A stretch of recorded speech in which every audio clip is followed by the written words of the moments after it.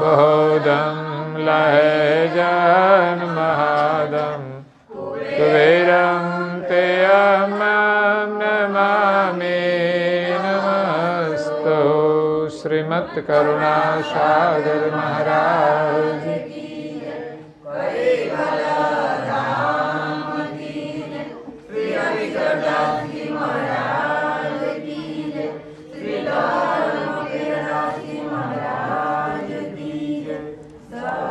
સત કેવલ સાહેબ, સત કેવલ સાહેબ, સત કેવલ સાહેબ.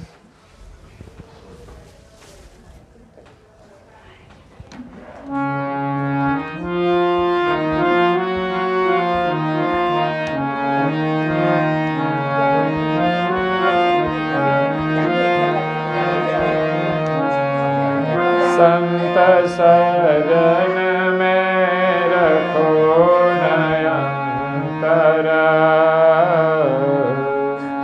जिनु हमसे रत होए उभय कोया विगत करता के गति जना सोए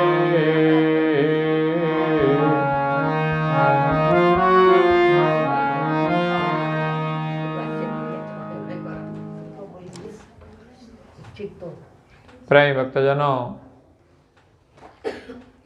જ્ઞાન સંપ્રદાયના આદ્ય સ્થાપક, અનંત બ્રહ્માંડાધીશ વિશ્વ નિયંતા, સકર્તા સતકેવલના પરમ વિશેષ અંશ પરમ ગુરુ શ્રીમદ કરુણાસાગર મહારાજ જગતના જીવોનું કલ્યાણ કરવા માટે અકળ વિભૂતિનું દિવ્ય દેહ ધારણ કરી આ વિશ્વમાં 14 લોક અને 7 દ્વીપમાં પ્રગટ થયા હતા. જંબુદ્વીપની અંદર બાલ સ્વરૂપે પ્રગટ થયા. એમને 251 વર્ષ થયા છે.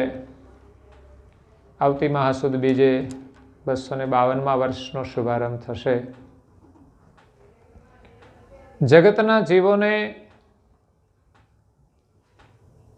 જન્મ મરણના બંધનમાંથી છોડાવવા માટે પરમ ગુરુનું પ્રાગટ્ય થયું છે. અને જ્યાં સુધી અંશ પોતાના સ્વરૂપને ન ઓળખે ત્યાં સુધી એ માલિકને ઓળખી શકતો નથી. એટલે પોતાને ઓળખવા માટે એને જ્ઞાનની જરૂર છે, સત્સંગની જરૂર છે, સદગુરુની જરૂર છે અને ભક્તિની જરૂર છે. એટલું જો મનુષ્ય એમના જીવનમાં કરે તો એને જ્ઞાનની પ્રાપ્તિ થતાં, ભક્તિ કરતા, સંતોના સમાગમથી અને સદગુરુની કૃપાથી એને પોતાની ઓળખાણ થઈ જાય છે. આ સંસારમાં આપણે ગમે તેટલું મેળવીએ છતાંય અંતે બધું છોડીને જવાનું અને ભટકવાનું. પણ જો આપણી જાતને આપણે ઓળખી લઈશું કે આપણે કોણ છીએ અને કેવા છીએ તો સંસારમાં ભટકવું પડશે નહીં. એક તો આપણે કોણ છીએ તો કે માલિકના અંશ છીએ. આ વિશ્વનો જે રાજા છે એના સંતાન છીએ, એટલે રાજકુમાર છીએ. આપણે કોઈ સામાન્ય નથી, પણ આપણે પોતાને ભૂલી ગયા છીએ. એટલે સામાન્ય માની અને જેમ તેમ જીવન જીવે છે, જેવું તેવું. ભજનમાં આવે છે ને, જેવું તેવું જીવન જીવે માનવ પસ્તાય છે. તો આપણે જેમ તેમ જીવન જીવવાનું નથી, પણ સત્સંગમાં જઈએ, જ્ઞાન મળે તો જાગૃતિ આવે, તો પછી આપણે જેવું તેવું જીવન નહીં જીવીએ. આપણને ખબર પડશે કે આપણને આ જીવન શા માટે મળ્યું છે. તો આપણા સ્વરૂપને ઓળખવા માટે. તો આપણા સ્વરૂપને આપણે ઓળખીશું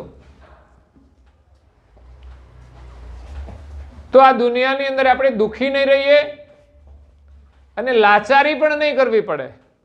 કારણ કે કર્તા માલિકે આપણને એટલી શક્તિ આપી છે, એની કોઈ સીમા નહીં, પણ એની આપણને ખબર જ નથી. પ્રાણીમાં, પશુની અંદર જે જીવ છે એમાં પણ એટલી શક્તિ છે, પણ એનું શરીર કેવું છે એને કશી ભાન છે. એટલે બીજા કોઈ શરીરની અંદર તો અંશને ખબર પડવાની જ નથી હું કેટલો તાકાતવાળો છું, પણ માણસના શરીરમાં જે જીવ છે એ માણસની અંદર કરતા માલિકે ધર્મની લક્ષણા મૂકી છે કે માણસ ધર્મને સમજી શકે અને ધર્મને પાળી શકે. પણ આજે તો માણસ સામાજિક ધર્મમાં પણ નિષ્ફળ જતો હોય છે, તો એ આધ્યાત્મિક ધર્મ તો પાડી જ ના શકે. આધ્યાત્મિક ધર્મ આત્માને ઓળખવાનો છે, આત્મકલ્યાણ કરવાનો છે, ધર્મમય જીવન જીવવાનો છે, પરોપકારી જીવન જીવવાનો છે. તો જ્યારે આપણે સમજીશું ત્યારે એ જાગૃતિ આવશે. પરમ ગુરુ આપણને જગાડવા માટે આવ્યા છે. કેટલા યુગોથી તમે આ દુનિયામાં ભટકો છો અને ઊંઘો છો. અત્યારે પણ આપણે ઊંઘેલા જ છીએ. અત્યારે જે જીવન જીવીએ છીએ એક સ્વપ્ન ચાલ્યું છે. માણસમાં આવ્યા તો એક સ્વપ્ન, આ પૂરું થઈ જાય એટલે પછી ભેંસનું સ્વપ્ન, પછી ગાયનું સ્વપ્ન, પછી બળદનું સ્વપ્ન, પછી કૂતરાનું, પછી કૂતરા, પછી હા એની લાઈનમાં જ હોય બધા કૂતરા, બિલાડા.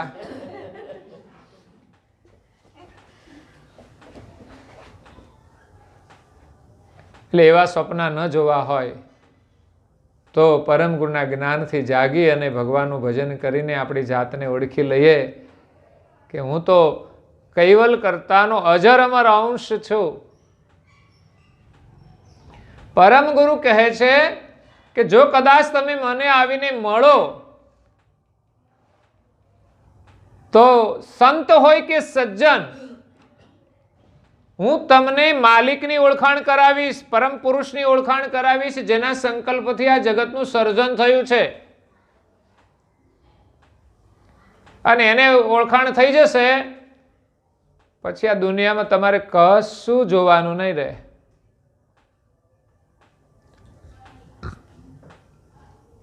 પણ પરમ ગુરુને મળ્યા પછી એમણે એક શરત મૂકી છે કે તમારું મન મને આપવાનું, બીજું મારે કશું જોઈએ. તમારું ધન રાખવું હોય તો રાખો અને તમારું તન પણ રાખો, પણ મન આપી દો. પછી આ તનને હું શું કરવાનું? મન આપી દીધું હોય પછી તો કશું ચાલે. જે ધમાલ છે બધી મનની જ છે.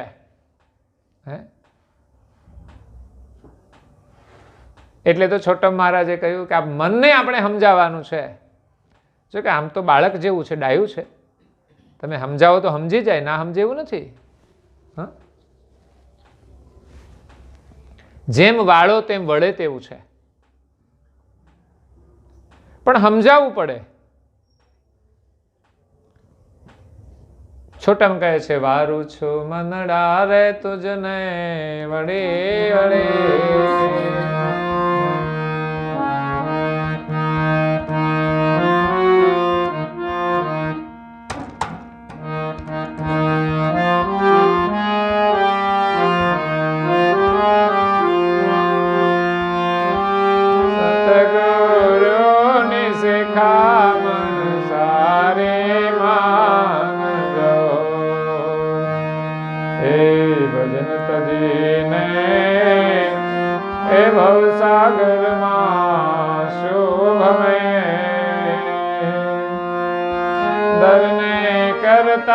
પરમેશ્વર નો ધ્યાન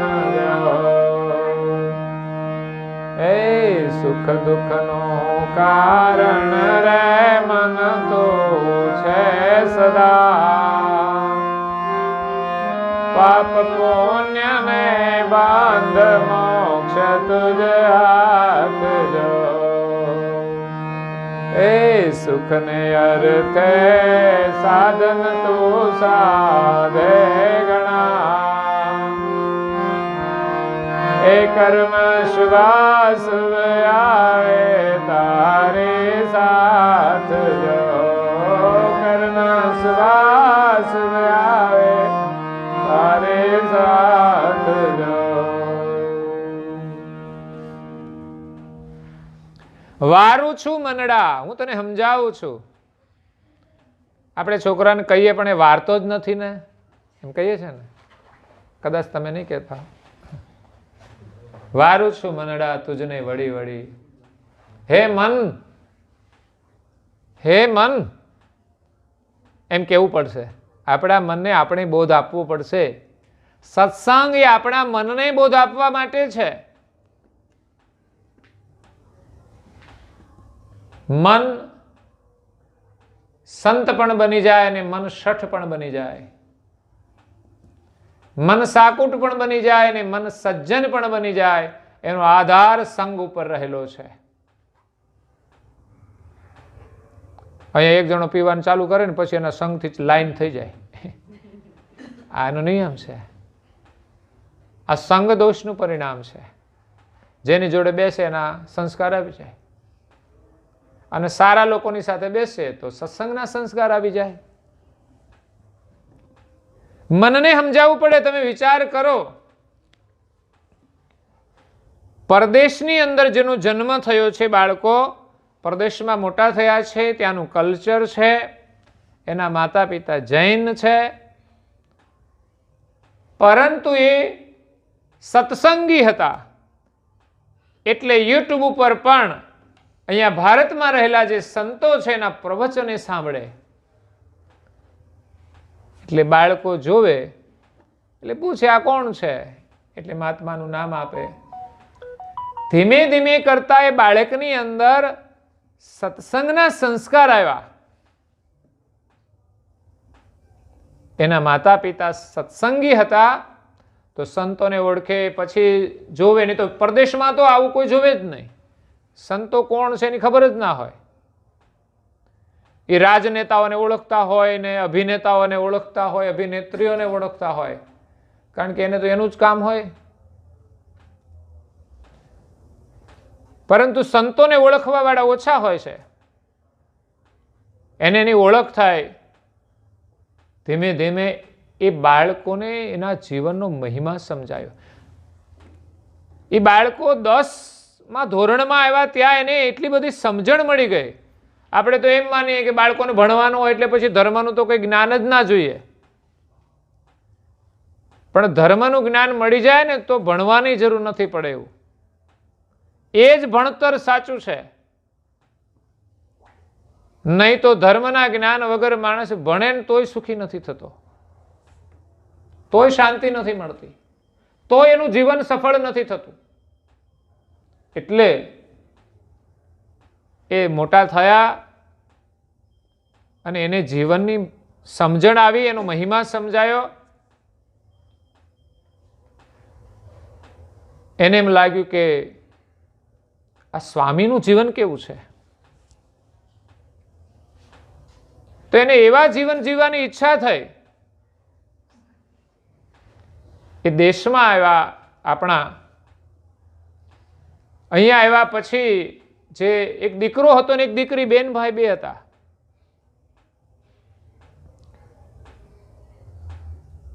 એમ કહેવાય છે દીકરીએ એમની સાધ્વી બહેનો હોય એમને બધું પૂછ્યું. એમણે એને પૂછ્યું, એના જવાબ આપ્યા. પછી 2 વર્ષ એમની સાથે રહીએ તો એની આખી જીવન પદ્ધતિ એમણે જોઈ. કારણ કે એનું તો કેટલું ત્યાગી જીવન. એની સાથે રહી, ફરી એનો સામાન લઈને, અને એને જીવનમાં સમજાયું કે મારે આવું જ જીવન જીવવું છે. બેન ભાઈ બંને એક સાથે દીક્ષા લેવાની ભાવના કરી અને મા બાપને કહ્યું, અને એને અનુમતિ આપી. અને જ્યારે દીક્ષા લેવાની હતી એની ખુશીનો કોઈ પાર નહોતો. જેમ આજે લગ્નમાં ખુશી તો હોય જ છે, સાંસારિક જીવનમાં, એમ ત્યાગી જીવન માટે પણ એ પ્રસંગ એનાથી વિશેષ મહત્વનો હોય છે. ભલે બધા સંન્યાસી ન બને તો કંઈ નહીં, પણ સંન્યાસના વિચાર આપણે સમજવા જોઈએ કે જીવનમાં ત્યાગનું કેટલું મહત્વ છે. ઘરમાં લડાઈ ને ઝઘડા શાના છે? મારું ને તારું. જો ત્યાગની ભાવના હોય તો લડાઈ ને ઝઘડા છે જ નહીં. રામની અંદર ત્યાગ હતો, રાજ છોડી દીધું, નિસંકોચ. એમના ચહેરા પર કોઈ શોકનો ભાવ નહીં કે મને રાજ મળવાનું હતું ના મળ્યું. અત્યારે લોકો કાવા દાવા કરે ગમે તે પદ માટે. એની પાછળ સીતાનો ત્યાગ એટલો. સીતા એક જનક રાજાની દીકરી, જે વૈભવની અંદર રહેલી, છતાં પણ રામના માટે એમણે અયોધ્યાના સુખનો ત્યાગ કર્યો. નહીં તો દશરથ રાજાએ કહ્યું હતું કે રામ વનમાં જાય છે તો તમારે અહીંયા જે રીતે રહેવું હોય માટે છૂટ છે. આજે છૂટ જ જોઈએ છે લોકોને. બોલો, એમ કે તમારે જેમ રે એમ રે તો કોઈ વાંધો. તકલીફ એ છે ને કે પોતાની ઈચ્છા પ્રમાણે ન થાય એટલે તકલીફ છે. એટલે બધાની ઈચ્છા પ્રમાણે કરવું હોય તો થાય ને. આમ તો પોતાની ઈચ્છા પ્રમાણે ઠીક છે, પણ આપણી ઈચ્છા પ્રમાણે બીજા ચાલે એ તો સંભવ નથી. પણ ત્યાગ ભાવના હોય ને તો કોઈ તકલીફ નથી. એની પાછળ લક્ષ્મણનો ત્યાગ એવો. સીતાએ નિર્ણય કર્યો કે મારે તો રામની સાથે જવું છે. વિચાર કરો કે જનક રાજાએ જ્યારે દીકરીને પરણાવી છે ત્યારે એને કલ્પના હશે કે મેં તો એક રાજાના રાજકુમાર સાથે દીકરીને પરણાવી છે એટલે તો સુખી જ રહેશે, રાજમાં જ રહેશે. જ્યારે વનમાં જાય છે ત્યારે જનક રાજા મળવા આવે છે ત્યારે એને કેવું દુઃખ થયું હશે. દીકરીને વનમાં જતી, કોઈ પણ મા બાપ હોય, એમની દીકરી એના પતિ સાથે એમ જ કશું જ પાસે નહીં અને જંગલમાં જવાનું, 14 વર્ષ વનમાં રહેવાનું. પુરુષો માટે કદાચ થોડું સંભવ હોય, પણ બહેનો માટે તો જોખમવાળું કામ છે. એટલે એમના જીવનમાં બધામાં ત્યાગ છે. જેટલું ત્યાગ છે ને એટલું જ સુખ છે. જેટલો સંસારમાં રાગ છે એટલું દુઃખ છે.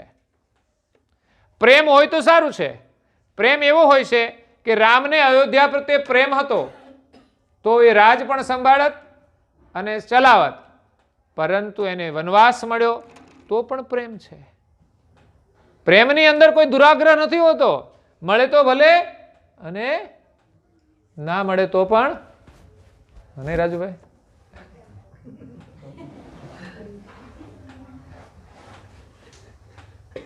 રાજુભાઈ નું કામ એવું છે, ઘરવાળા આવે જોડે તોય ભલે, ના આવે તો કઈ નહીં. એની રીતે આપણે એટલે જ ઘરવાળા એમ કે તમે ઘરે રહ્યો ગમે. આ તો વળી જોડે લઈને નહીં તો જોડે આવે તો. હવે એવું કરવું પડશે કે ચાલો તમે. એટલે જીવનમાં જેટલો ત્યાગ છે એટલું સુખ છે. સીતાનો પણ ત્યાગ એવો હતો, લક્ષ્મણનો ત્યાગ, ભરતનો ત્યાગ પણ એવો. રામે એમની રાજગાદી આપી તો કે ભરત તો રાજ સ્વીકારવા તૈયાર જ નહોતો. પણ જ્યારે પંચવટી મળવા જાય છે બધા સમજાવવા કે રામ તમે પાછા આવી જાઓ, પણ ના, વચન એટલે વચન. રઘુકુલ રીત સદા ચલી આવી, પ્રાણ જાયો રૂ વચન ન જાય. અને આપણે તો કયું નહીં કરતા લોકો એકબીજા. વચન બચનનું કોઈ મહત્વ જ આપણું ધાર્યું થવું જોઈએ. લાભ મળવો જોઈએ. ખોટું બોલવાથી લાભ મળે તો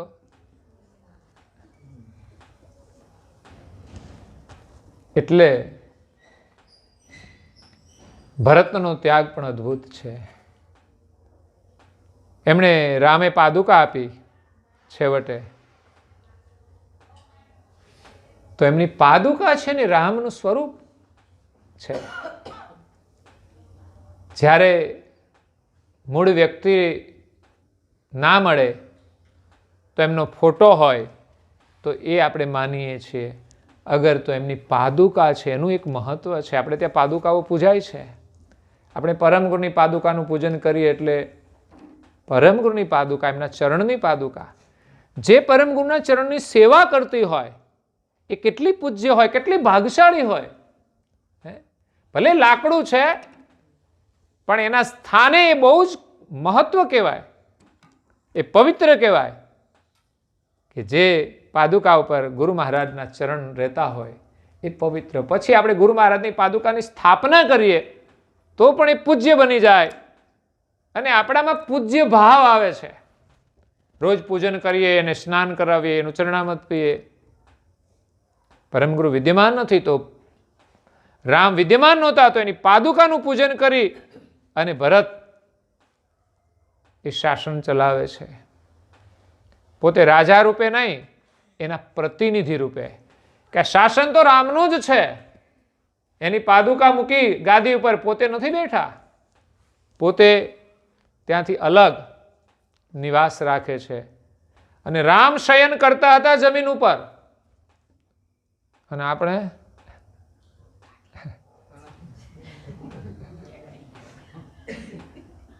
આપણે તો મોંઘા મોંઘા પલંગ જોઈએ, જેટલી ફેસિલિટી મળે એવા પલંગ લાવવાના. તો ઊંઘની તો દવા જ લેવી પડે પાછી.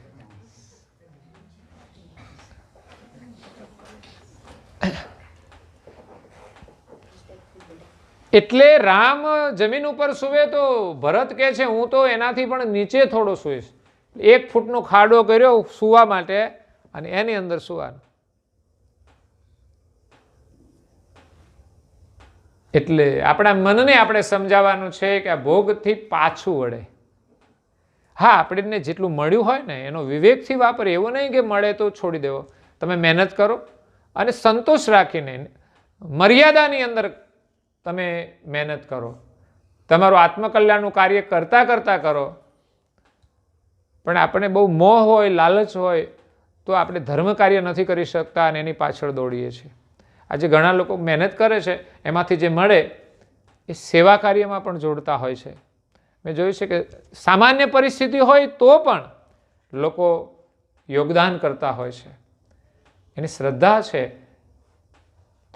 અને એ પવિત્ર કાર્ય છે. શરીર ના ચાલતું હોય છતાં પણ તમે જુઓ તો 5 વાગે પ્રભાત ફેરી નીકળે તો હારા લોકો સૂતા હોય, હારા લોકો સૂતા હોય. બોલો, હવે એ બધા સાજા સમજવા કે માંદા સમજવા? બીમારી છે આ. સવારે વહેલા ન ઉઠવું એ બીમારી છે, માનસિક બીમારી કહેવાય. આપણું મન કે હુઈ જા, મનને તો આપણે સમજાવવાનું કે ભાઈ તું ઉઠ, મન કે હુઈ જવું છે. પ્રભાત ફેરી તો પછી કરશું, એમ સમય ચાલ્યો જાય છે આપણો. પેલા ભજનમાં કહ્યું છે ને કાલે કરીશું, ધૂનમાં કહ્યું છે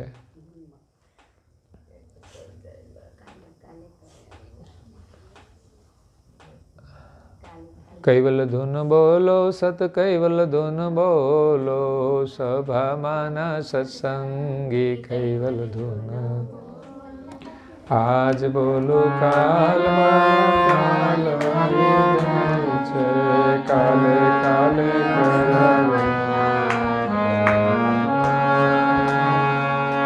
બોલો કાલ છે, કાલે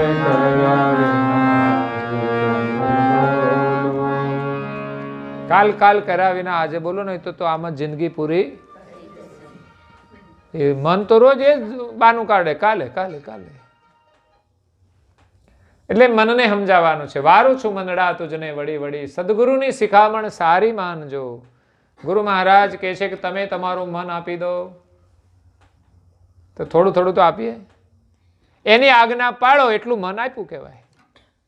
હે, તિલક કરો, તકલીફ શું બોલો? પણ મોંઘા કપડાં પહેર્યા હોય ત્યારે ના થાય? હે, લગ્નના કપડાં પહેર્યા હોય ત્યારે થાય? એ કે આ સામાન્ય તિલક ને વળી આમાં અમારે એટલા બધા મોંઘા કપડાં હોય એમાં તિલકનું સારું ના લાગે ને તિલક? ઓહો, એ સાધારણ કપડામાં હોય પાછું. એટલે ગુરુ મહારાજને મન આપવાનું છે. નિયમથી આપણે આપણા મનને જોડવાનું છે. ભજન તજીને ભવસાગરમાં શું ભમે? કરવા જેવું ભજન છે ને ભજન કરવા માટે માનવ દેહ મળ્યો છે. સમજ્યા? કોઈ કહ્યું કે ગાય ભેંસને તમે ભજન કરો? હે, હાવ નવરાજ બેઠા હોય એને કહેતું કેવું છે, કરવું ના જોઈએ ભજન? પણ માણસને કહ્યું કે ભજન તજીને ભવસાગરમાં શું ભમે? ધરને કરતા પરમેશ્વરનું ધ્યાન. આપણને સમય તો મળે જ છે નવરા બેસવાનો, પણ વાતો કરીએ. હે, મનને આદત પડી ગઈ છે એટલે. બાકી જો મનને સારા વિચારો આપીશું, સારા સંસ્કાર આપીશું, થોડા થોડા નિયમ પાડીશું, તો એ પણ સારું કાર્ય કરશે. એ નવરું બેસી રહેશે નહીં, કોઈને કોઈને મદદ કરશે. પોતાનું કામ ના હોય તો બીજાને પણ એ મદદ કરશે. શરીર ના ચાલે તો પણ મનોબળથી નહીં મારે જવું જ છે. આમ પાલીતાણા ગયા હતા, એ શેત્રુંજો ચડ્યા અમે, એમાં જયશ્રીબેન તો એટલા તકલીફવાળા હતા, પણ કેટલું એણે મનોબળ રાખ્યું અને ચડ્યા. આપણને તો દયા જ આવી જાય. અને કાં તો આપણે મનથી માની લઈએ કે ના મારે હવે નથી જ જવું, પણ ગજબનું કામ કર્યું હતું એમણે. અને અમે યાત્રા લઈને ગયા હતા, એમાં એવું જ હતું. રોજે સાંજે તો એમ થાય ખવારે હવે સાંજે તો એમ થાય કે હવે આગળ નથી જવું, સવારે પાછું થાક ઉતરી જાય, પાછું મનોબળ રાખીને ચાલવા માંડીએ. હવે એક છોકરી આ રામ મંદિર જે પ્રતિષ્ઠા થઈ અયોધ્યામાં, મુંબઈથી નીકળી છે, અને એ પણ મુસ્લિમ મહિલા. શ્રદ્ધાનો ભાવ તો જુઓ તમે. એક મુસ્લિમ છોકરી રામ પ્રત્યે એટલી શ્રદ્ધા છે કે મુંબઈથી ચાલતી નીકળી છે. થોડા દિવસ તો તકલીફ થાય જ, અને ચાલવાની તકલીફ તો છે જ, પગ છોલાઈ જાય ને એવું બધું તો થાય જ, પણ એને તો કેટલા કિલોમીટર. આપણે તો અઠવાડિયું વધુ ને અહીંયા બધે જઈએ છીએ ગુજરાતમાં. એમને તો મુંબઈ મહારાષ્ટ્રમાંથી એમપીમાં આવવું પડે, એમપી આખું વિંધી અને યુપીમાં આવવાનું. હવે આપણે તો બધા 200 કિલોમીટર ચાલીએ, 300 ચાલીએ, અને તો 1000 કિલોમીટર થઈ જાય, 1200 કિલોમીટર થઈ જાય. તો એ કેવી શ્રદ્ધા છે, કેવું મનોબળ છે. અને છોકરી પાછી, એમાં 2 છોકરાએ જવાનું કંઈક આયોજન હતું, તો એ પણ તૈયાર થઈ ગઈ. પછી તો સ્ટેટની પોલીસે એને સુરક્ષા પણ આપી, 2 પોલીસવાળા પણ સાથે, રસ્તામાં કંઈ તકલીફ ના પડે. કારણ કે અત્યારે તો કેવું છે કે છોકરીઓને ગમે ત્યાં ઓળખાણ બધે જ ના જ હોય. આપણે નજીકમાં ચાલીએ એટલે ઓળખાણ થઈ જાય, પણ બીજા સ્ટેટમાં જાઓ તો ત્યાં તો રાત્રે શું કરી નાખે ખબર નહીં. અને એમાંય મોટો ખતરો તો એ કે મુસ્લિમ થઈ અને હિન્દુ મંદિરે જતી હોય અને એવું કાર્ય કરે એટલે એને વિરોધ પાછો, એટલે એને એવા લોકો દ્વારા ઉડાડી પણ દે. એટલે બહુ જ ખતરો હોય. અને વચ્ચે તકલીફ એવી હતી પણ ખરી, છતાં પણ એ હિંમત રાખીને જાય છે. એ કેટલું મનોબળ હોય છે. જોકે એટલામાંથી પૂરું નથી કામ થઈ જતું, પણ એક આપણી કસોટી તો થાય છે જીવનમાં.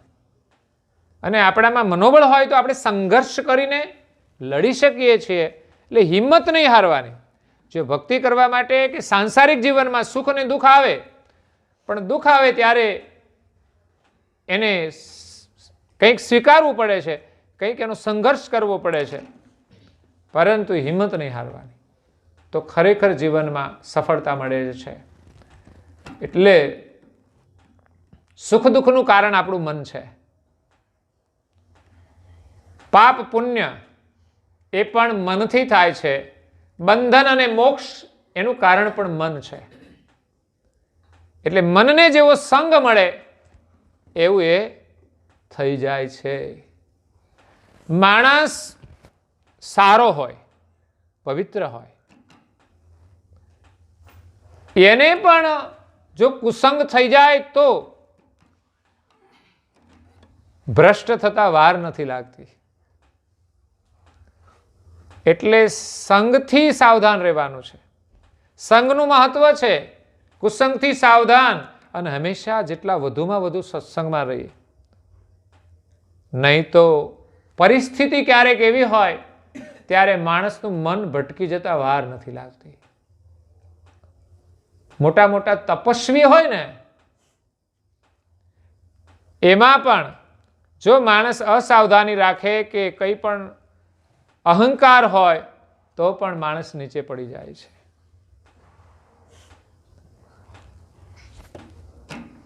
એટલે અહીંયા પરમ ગુરુ કહે છે કે સુખ અને દુઃખનું કારણ એ મન છે. એ મન તમે મને આપી દો, તમારે કોઈ ચિંતા જ નહીં. અને પરમ ગુરુના શરણમાં મન જોડાશે ને તો આનંદ જ મળશે. ત્યાં દુઃખ નથી. દુઃખ તો આપણા જીવનમાં છે, આપણે ઊભું કરીએ છીએ. બાકી ગુરુ મહારાજના શરણમાં નામે દુઃખ નથી. પછી તો એમના ચરણમાં આપણું ચિત્ત ના લાગે તો આપણે દુઃખી રહીએ. સુખને અર્થે સાધન તું સાધે ગણા. સુખ માટે માણસ કેટલા સાધનો કરે છે, હે, કેટલી પ્રવૃત્તિઓ કરે, પ્રયત્નો કરે. એમાં લૌકિક કાર્યો કરે ને ધાર્મિક ક્રિયાઓ પણ કરીએ છીએ. સુખ માટે જ કરીએ છીએ.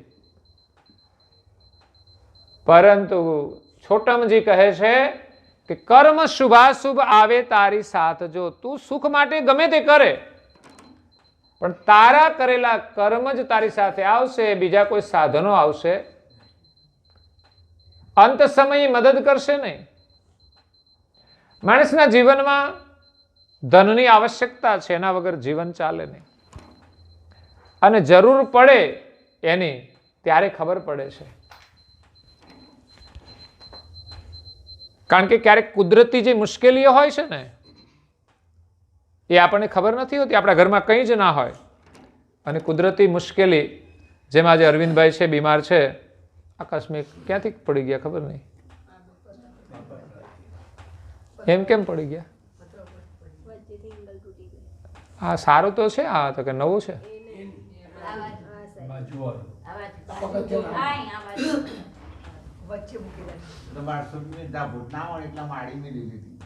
અહીંયા આગળના ભાગમાં.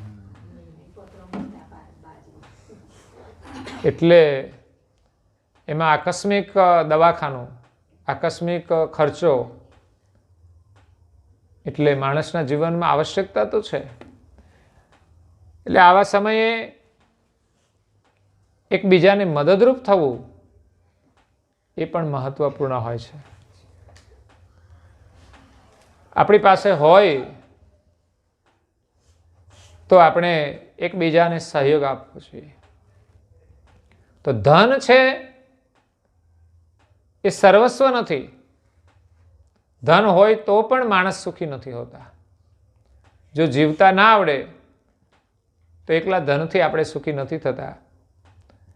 એટલે ગુરુ મહારાજ કહે છે કે ધન આવશ્યક છે, તમે કમાઓ. કારણ કે અત્યારે મોંઘવારી જોતા ધનની જરૂર પડે છે.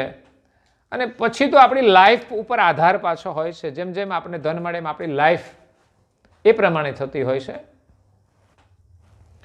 બાકી તો મધ્યમ સ્થિતિમાં બધા જીવતા જ હોય છે. પણ તું તારા કલ્યાણ માટે સમય કાઢજે. પરમ ગુરુ કહે છે તમે મારું મન આપો તો હું તમને બદલામાં માલિકની પ્રાપ્તિ કરાવી દઈશ. પછી તમે જેની પાછળ દોડો છો ને એ બધું જ એના સંકલ્પ માત્રથી ઊભું થાય છે. બોલો, આપણે જેના માટે મજૂરી કરીને મરી જઈએ, કેટલાય પાપ કર્મોય કરવા પડે, એની જગ્યાએ ગુરુ મહારાજ કે છે માલિકની ઓળખાણ કરાવી દે તો પછી આપણે આ કોઈ સાધનોની જરૂર પડે. એના સાનિધ્યનું સુખ જ એવું છે. બાકી અત્યારે તો કોઈ ઘરવાળા એવા નથી કે કંઈ કરવું ના પડે. સંસારમાં તો ઉપાધિવાળું સુખ છે. પણ જે લોકો સુખી હોય એને પછી બીજું કામ ના કરવું પડે. નહીં તો બહેનોને મજૂરી કરવી પડે. પહેલા લોકો ખેતી કરતા હતા તો બહેનોય મહેનત કરતા હતા, અને અત્યારની બહેનોય પાછી કામે લાગી ગઈ છે હવે નવા સમયમાં. પણ એમ કે સુખી સંપન્ન એટલા બધા હોય તો ઘણી બહેનો નોકરી ના પણ કરે, અને પરિસ્થિતિ એવી હોય તો બહેનોએ સહયોગ આપવો જોઈએ. નહીં તો વર્તમાન સમયમાં તો પરિસ્થિતિ સામે લડવાનું ઘણું અઘરું છે. રહેવા માટેની વ્યવસ્થા, શિક્ષણની વ્યવસ્થા બહુ ખર્ચાળ છે. એટલે માલિક એવા શક્તિશાળી છે, મહાન છે, સામર્થ્યવાળા છે કે આપણી બધી જ દરિદ્રતા દૂર થઈ જાય. પણ વિશ્વાસ આવવો જોઈએ અને કંઈક કરવું જોઈએ. એમાં એની ભક્તિ તો કરવી પડે, એની સેવા તો કરવી પડે. પછી આપણે હાવ ઉતારીએ આરામથી તો પછી કંઈ એનું સુખ મળે નહીં. આપણું મન છે એ ગુરુ મહારાજને આપવાનું છે, સેવાથી, સ્મરણથી અને ધ્યાનથી. 3 સાધનથી આપણે આપણા મનને જોડવાનું છે. સેવા કરો તો પણ મન એનું સ્મરણ કરે. સેવાની અંદર આપણું મન પવિત્ર રહેતું હોય છે, સ્વાર્થ ભાવ છૂટી જાય. અને સ્મરણમાં પણ એવું છે, સ્મરણથી પણ આપણું મન શુદ્ધ થાય છે, પવિત્ર બને છે. અને ધ્યાનમાં તો આપણા ચિત્તની શુદ્ધિ થઈ જાય. ચિત્ત એ વૃત્તિ છે, અને વૃત્તિ શુદ્ધ થઈ જાય એટલે આપણી વૃત્તિ આપણા સ્વરૂપમાં ભળી જાય અને આપણને પોતાના સ્વરૂપની ઓળખાણ થઈ જાય. પછી આપણને આ સંસારના સુખની ચાહના જ નથી રહેતી કે આ શરીર છે તો ખાવાનું જોઈએ, બીજી હું ધમાલ કરવાની વળી, પાણીપુરી ને બોલીપુરી એમાં ને એમાં પૂરી થઈ જાય આખી જિંદગી. હે, આ પાણીપુરી ખાવામાં જ આખી જિંદગી પૂરી થઈ જાય.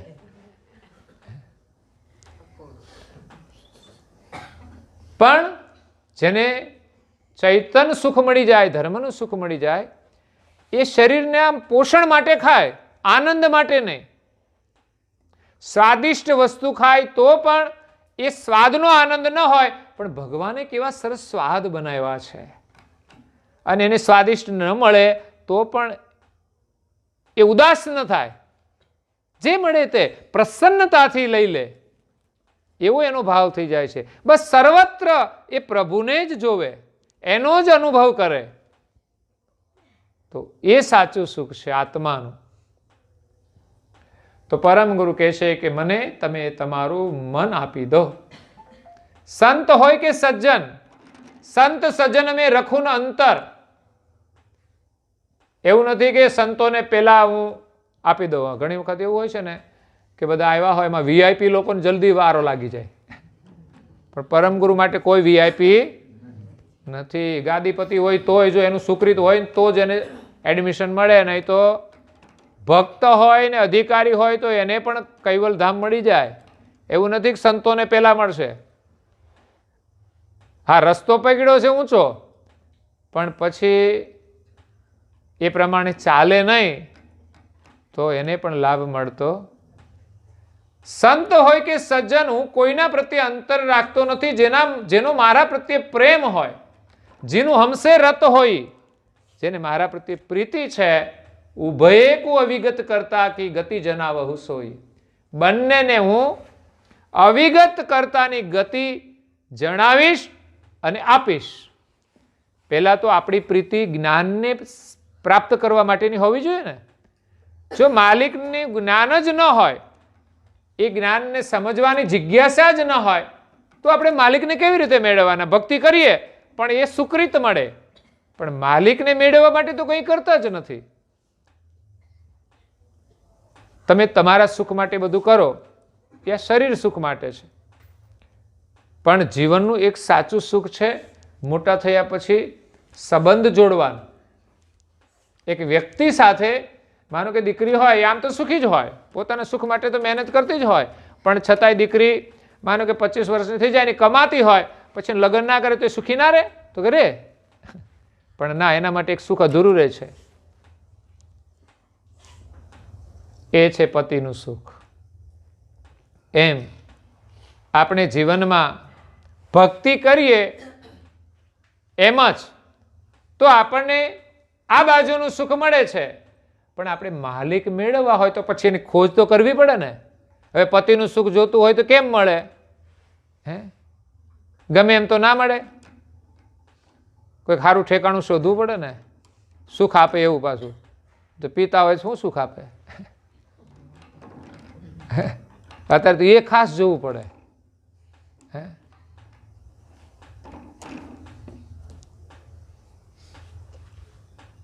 તો પતિનું સુખ જોઈતું હોય તો પતિને શોધવા પડે, એને ઓળખવા પડે, એની પરીક્ષા લેવી પડે.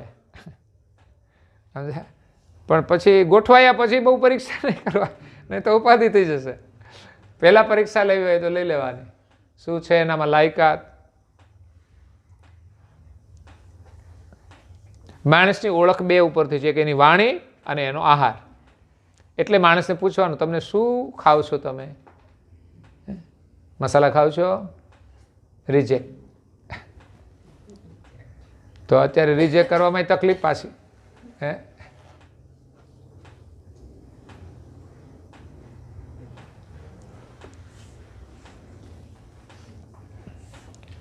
એટલે માલિકને ઓળખવા પડે. તો એ જ્ઞાનને સાંભળવા માટેની પણ જિજ્ઞાસા જોઈએ અને એનો મહિમા જાણીએ કે આ તો રાજા છે. કોઈ છોકરો એવો હોય કે બહુ સુંદર છે અને પાછો સારું કામ કરે છે, નોકરી કરે કે સારો ધંધો કરે છે, એને સુખ સાહેબી પણ છે અને કોઈ વ્યસન નથી, મા બાપની સેવા કરે છે. હા, એ લક્ષણ જોઈએ પાછા, મા બાપની સેવા કરતા હોય એવા બધા. તો એવો હોય છોકરો તો એની પસંદગી કરે. એમ આ વિશ્વના રાજા છે, એનો મહિમા જાણીએ ને તો આપણને એમ થાય કે એની ભક્તિ આપણે કરવી જ છે. બાકી આ દુનિયામાં તો છે ને કોઈ ભરોસો જ નથી. હા, અને હવે તો બિલકુલ નહીં. સમય બદલાઈ ગયો છે, પછી ચલાવી લેવું પડતું હોય છે.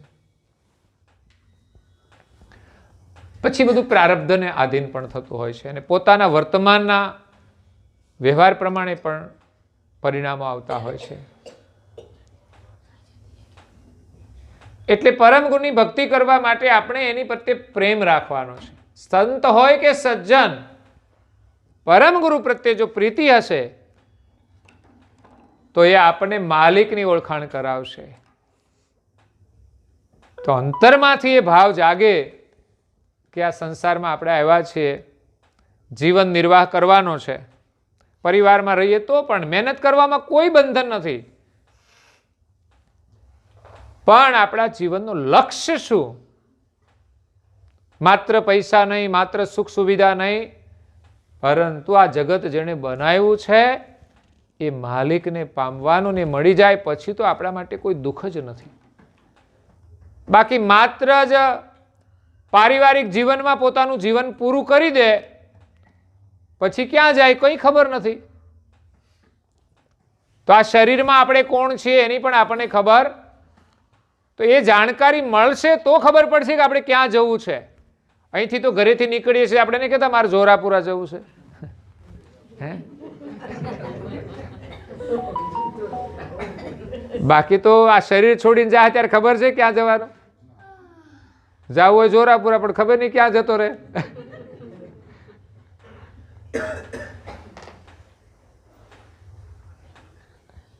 એટલે એ જાણ આપણને મળી જાય તો કેવું સારું. આપણને ખબર પડી જાય કે અહીંથી ક્યાં જવાનું બીજા શરીરમાં, તો નહીં સારું? ગયા જન્મમાં આપણે ક્યાં હતા, તો એ જાણવાનું મહત્વ છે ને. તો ભાઈ આ દુનિયાની વાતો કરીએ આપણે, ગમે તેટલી જાણકારી મેળવીએ, એમાં તો કેટલી તો આપણે કામની જ ના હોય. હે, બધી વાતો સાંભળવાની, અહીંની વાત પછી બીજા બે લે તને ખબર છે. ભાઈ એને ખબર ના હોય તો શું ને, તમે ના આપો તો શું વાંધો છે. એટલી વાતોમાં આપણું મન છે ને બહુ જ વિકૃત થઈ જાય છે, વિક્ષેપ થઈ જાય છે. જે આપણે કરવું હોય ને એ આપણે પોતાનો વિચાર ના કરીએ કે મારા માટે શું કરવું જોઈએ. ખરેખર આપણે જ્યારે નવરા બેસીએ ને ત્યારે બીજાની વાતો કરવા માટે ટાઈમ નથી કાઢવાનો, પણ પોતાનો વિચાર કે આ જગતમાં હું આવ્યો છું તો હવે આ નિવૃત્ત છું તો પોતાનો વિચાર કરો. અને પોતાનો વિચાર કરે એટલો જે માણસ પોતાના માટે કંઈક કરે છે અને બીજાને મદદ કરીએ ને એ પણ એક પોતાના માટે જ કાર્ય છે. પણ નવરા બેસીને માત્ર વાતો કરે ને અહીંને અહીં પાછી લઈ જાય, એ ધંધો બહુ નુકસાની વાળો છે. એટલે મારું તારું બહુ કરવું નહીં આજુબાજુમાં જઈને, તો પછી હાંધા દુખવાનું ચાલુ થઈ જાય. કેમ તો કે પછી ઉંમર થાય ને પછી ક્યાંય જવાનું જ નહીં, પછી ક્યાં કરવાનું. એક ડોક્ટરે એવું નિદાન કરેલું, એ પોતે આપણે એક્સરસાઇઝ પેલું કરે એને શું કે ફિઝિયોથેરાપીમાં કંઈ કામ કરતા હતા બેન, તો ત્યાં બધા આવે કંઈક તકલીફો હોય એટલે એક્સરસાઇઝ કરવા માટે. એટલે બેન બધાને પૂછે ઘરમાં તમે કેટલા છો ને શું કામ કરો છો ને સાસુમાં છે કે નહીં, તો સાસુમાં તો છે.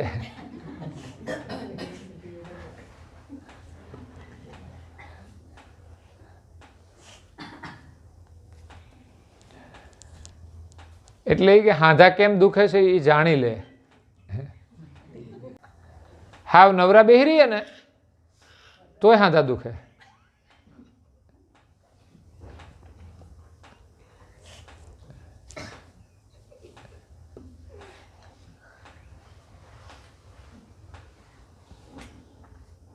એટલે એક બેન આવ્યા,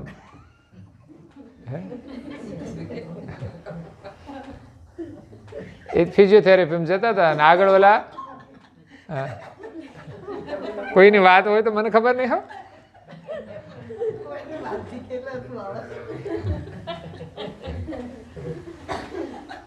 એ જે ફિઝિયોથેરાપી કરતા હતા ને બેન આગળ હતા અને પેલા બેન પાછળ આવતા હતા. એટલે બેનને કહ્યું કે મને હાથા બહુ દુખે છે ને, તો મારે કંઈ આમ સારું નથી થતું, મેં ઘણી જગ્યાએ બતાવ્યું, એટલે મારે તમારે ત્યાં આવવું છે, એમ કે ત્યાં સારું થઈ જાય છે. એટલે એને તો પહેલાં એમ કે ભાઈ તમે મોટા ભાગે દુવાથી સારું થઈ જાય, દવાથી પણ સારું થાય ને દુવાથી સારું થાય.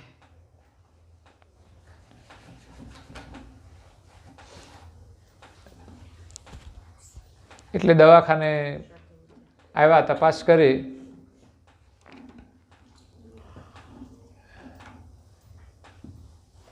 અને બધું પૂછ્યું ઘરની વાતો બધી.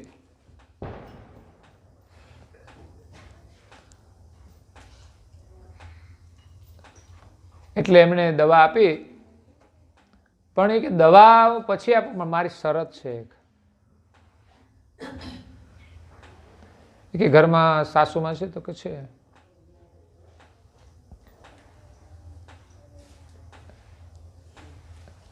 એટલે કે છે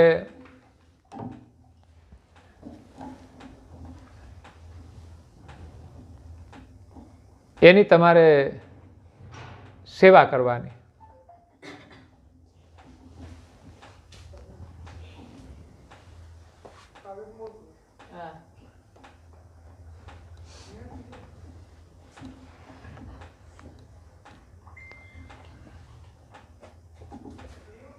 તો કે તો મને કંઈ મદદ જ કરતા નથી એમ. એ કે મારે આ હાંધા કેમ દુખે, તો કે સવારમાં વહેલું ઉઠવાનું, છોકરા માટે એમના પપ્પા માટે ટિફિન બનાવવાનું અને કપડાં ધોવાના, આ કરવાનું તે કરવાનું, ને કે મારે આટલા કલાક તો ઊભું રહેવું પડે છે. અને માજી તો કંઈ મદદ જ કરતા નથી કે છે.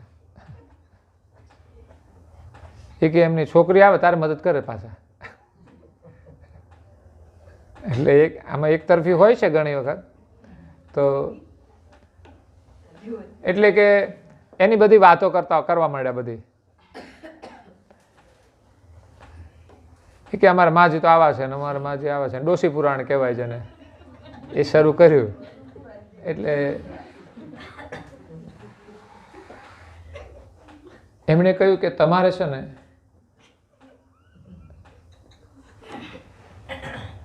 આ જો સારું કરવું હોય ને તો મારી શરત એ છે કે તમારે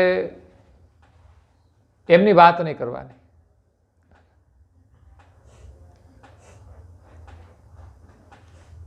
અઘરું કામ છે. એ તો ગમે ત્યાં જાય એટલે કથા કરે જ.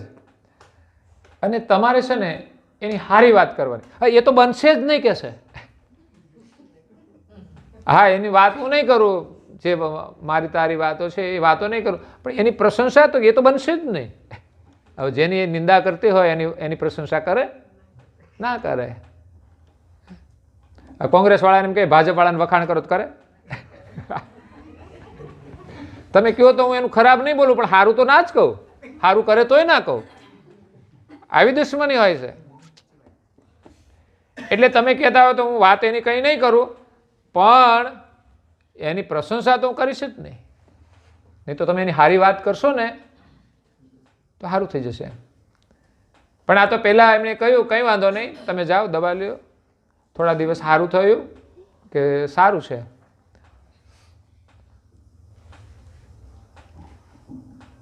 એને કહ્યું તું તમે કઈ વાતો કરી હતી તો કે ના, એટલે થોડી અસર થઈ એમ. એટલે એને થોડો વિશ્વાસ બેઠો. એટલે એમણે પાછો આગ્રહ કર્યો કે તમે થોડી એમની પ્રશંસા કરશો, સેવા કરશો તો તમને એકદમ સારું થઈ જશે. એટલે લાલચે તો બધા કરે પાછા એમ. તકલીફ હોય ને તો મજબૂરીથી કરવું પડે તો કરે.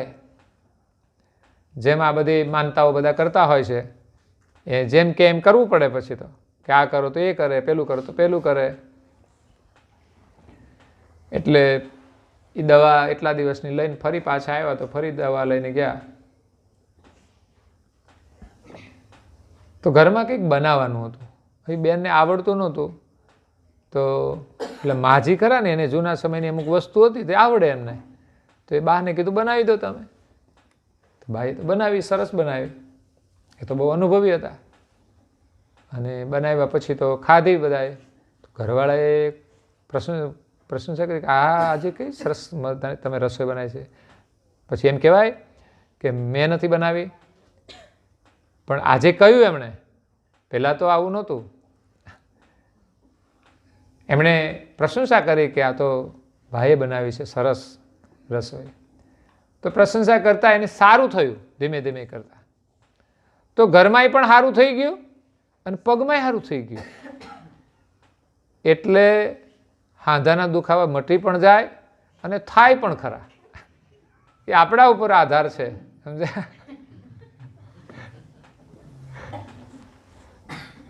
આ તો એને દ્રષ્ટાંત આપ્યું હતું કે ભાઈ કર્મ આધીન બધું થતું હોય એટલે આપણે સારું કરીએ કંઈ પણ કામ. કયા કારણે દુખતા હોય એના કારણો ઘણા હોય. શરીર વજનવાળા હોય ને એમને પણ આ પગ ઉપાડી ના શકે પછી. એટલે એના માટે ખાસ સાવધાની રાખવાની. બીજું જોઈને અમુક વસ્તુ આપણે શીખવી જોઈએ કે જરૂર કરતાં વજન વધી જાય એટલે તકલીફ કેટલી પડે ઊભા થવામાંય. તમે જુઓ, સાજા હોય તોય તકલીફ પડે, તો માંદા થાય ત્યારે તો પૂછવાનું જ નહીં. અને એમાંય પરાધીનતા આવે ને કોકીને ઉઠાવવાના હોય તો તકલીફ પાછી. એટલે બહુ મુશ્કેલીવાળું કામ છે. એટલે એક સમય એવો હોય છે કે જ્યારે આપણે એમાં બહુ જાગૃત ન હોઈએ ને, ત્યારે ખાવામાં ન જાગૃતિ હોય, બધું ખાતા હોઈએ અને વ્યાયામ કરવામાં ના હોઈએ. કારણ કે શરીરને કંટ્રોલમાં આપણે રાખી શકીએ છીએ.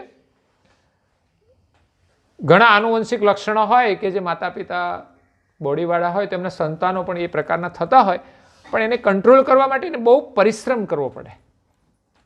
પછી એની આખી બોડી બદલાઈ જાય, લેંગ્વેજ. તો પછીની સંતાનમાં પાછો વાંધો ના આવે, પણ કોઈને પણ મહેનત તો કરવી પડે. એટલે આ બધી પ્રકારના દુઃખ તો છે જ. તો આમાં પરમ ગુરુ પ્રત્યે આપણે પ્રેમ જોડીશું તો ખરેખર આપણને સાચું સુખ મળશે. હું જોઉં છું કે આપણે મંદિરમાં જ ઘણા લોકો વહેલા આવી જાય છે. બોલો, 6 વાગ્યામાં નાહી ધોઈને આવી ગયા હોય. એ 5 વાગે ઉઠતા હશે તો 6 વાગે આવતા હશે ને. એ દર્શન કરવા આવી જાય, પછી ઘરે એની પૂજા કરતા હશે કંઈ. તો પહેલું કાર્ય આપણે વહેલા ઉઠીને કરી લઈએ તો ત્યાર પછી એને ઘણું કામ હોય પાછું ઘરમાં તો. અને ઘણા લોકો એવું રાખે કે આપણે પાછા મોડા ઉઠીએ તો પછી બધું કામકાજ કરીએ ઘરનું, ને નાહી ધોઈને પછી કપડાં ધોઈને પછી મંદિરે જઈએ. એમ ઘણા 8 વાગે આવે, કોઈ 9 વાગે આવે. આમ તો નાહવાનો મહત્વનો નિયમ તો સૂર્યોદય પહેલાંનો જ છે. પછી તો આપણું શિડ્યુલ હોય એ પ્રમાણે ચાલતું હોય છે. એટલે નાહ્યા પછી જ પૂજા થાય તો પૂજા પહેલી કરવી જોઈએ, કામ બધું પછી કરવાનું હોય. પણ એવા પ્રકારનું જીવન હોય, કોઈ માનો કે કોઈના ઘરવાળાને સવારે વહેલું જવાનું હોય તો પહેલું કામ એનું કરી દેવું પડે. આમ તો રસોડાનું કામ એ નાહી ધોઈને જ કરવું પડે, પણ આપણે તો કરી પણ નાખે લોકો કે ચાલો રસોડાનું કામ પતાવી દઈએ, કપડાનું કામ પતાવી દઈએ, કચરા પોતાનું, પછી શાંતિથી નાહીએ. તો જેટલું કામ કર્યું એટલું બધું ગોળા ભર્યા તો કે એ નાયા વગર એ કશા કામના નહીં. પણ જો કે આમાં કંઈ બહુ વાંધો નહીં. હવે એ નાયા વગર બેન કામ કરી લે, પેલા બધું ગમે તે ખાય ને પછી ખાવાનું પીવાનું હોય એટલે પછી કોઈ ચિંતા. આચાર વિચાર તો બંને રાખવા પડે. એટલે વિચારોને શુદ્ધ રાખવા માટે આચાર બહુ મહત્વનો છે. નાહી ધોઈને કરવું એ એક શુદ્ધ આચાર છે.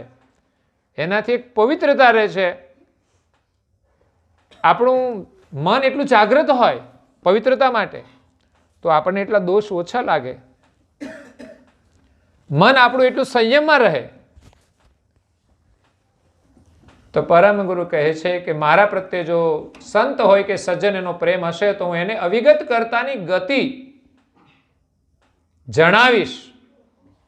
એટલે એક તો જ્ઞાન દ્વારા જાણવાની, જો પ્રીતિ હોય તો જ્ઞાન મળે, અને પછી લગ્ની લાગે ભક્તિની તો પણ એ ગતિ આપે. પણ પ્રીતિ જોડવી પડશે, અને સાચી પ્રીતિ તો એ જ છે, સત્યની પ્રીતિ છે. બસ વ્યક્તિ સાથે રાખો કે ગુરુ મહારાજ સાથે રાખો કે કોઈની સાથે, પણ એક સત્ય પ્રીતિ રાખવાની છે, સત્ય કાર્યની. અહીંયા દયાળુ કહે છે और आपन जय अंश ते उनके यही तन में तन जय तिनके पण नरण वर्णित में रखो नहीं संदेह. એટલે પરમ ગુરુ કહે છે કે તમારું જે સ્વરૂપ છે, અંશ સ્વરૂપ, આ શરીરમાં આત્મા જે લોકો કહે છે એને જીવ કહે છે, પરમ ગુરુ એને અંશ કહે છે. એટલે સાચું નામ એ સ્વરૂપ અંશ સ્વરૂપ છે. જીવ એ અત્યારે છે દશા, જે વર્તમાન છે જીવ કહેવાય. કેમ કે એને પોતાના અંશ સ્વરૂપનું ભાન નથી, એટલે જીવ છે, અને એમાં જીવ દશા છે. પછી આત્મા એનાથી ઉપર થોડો નિર્મળ થાય અને પોતાને પ્રાણ સ્વરૂપ માને તો એ આત્મા છે, અને એના ઉપર આપણું અંશ સ્વરૂપ રહેલું છે. તો ઓરું આપણને જે અંશ જેવું ને કે આપણે કોના અંશ છીએ? આપણે સંસારમાં એમ જ રખડીએ છીએ, જેમ ભિખારી રખડે ને એમ જ. આપણે પોતાને ઓળખતા નથી કે આપણો બાપ કોણ છે.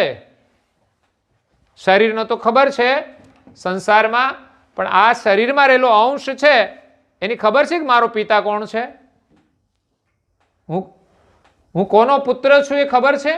ખબર જ નથી. ગયા જન્મની ખબર નથી, આ જન્મની ખબર નથી, મારા માલિક કોણ.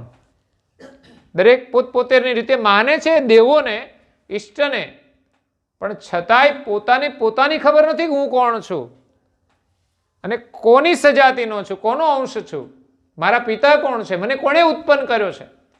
દેવોની ભક્તિ આપણે કરીએ છીએ, એ દેવો આપણાથી મોટા છે, વિભૂતિવાળા છે. એટલે આપણા મોટા ભાઈ જે હોય એ બે ભાઈ હોય, એમાં મોટો ભાઈ હોય એ મોટો હોય એટલે થોડો ભણ્યો હોય ને પછી આગળ જાય, નાનો થોડો પાછળ રહી ગયો હોય તો મોટા ભાઈ એને હેલ્પ કરે ને, તો મોટા ભાઈની સેવા કરે તો એની મદદ કરે. પરંતુ આપણને જન્મ આપનાર કોણ છે એની ખબર નથી પડતી. મોટા ભાઈની ફરજ છે કે આપણને મદદ કરે, એની પાસે સંપત્તિ છે તો આપણને હેલ્પ કરે છે. એમ આ દેવો છે એને માલિકે જ વિભૂતિ આપી છે. એટલે આ જગતમાં જેને જે સમૃદ્ધિ જોઈએ એ બધા જ દેવો આપે છે. એક દેવ નથી, અનેક દેવ છે.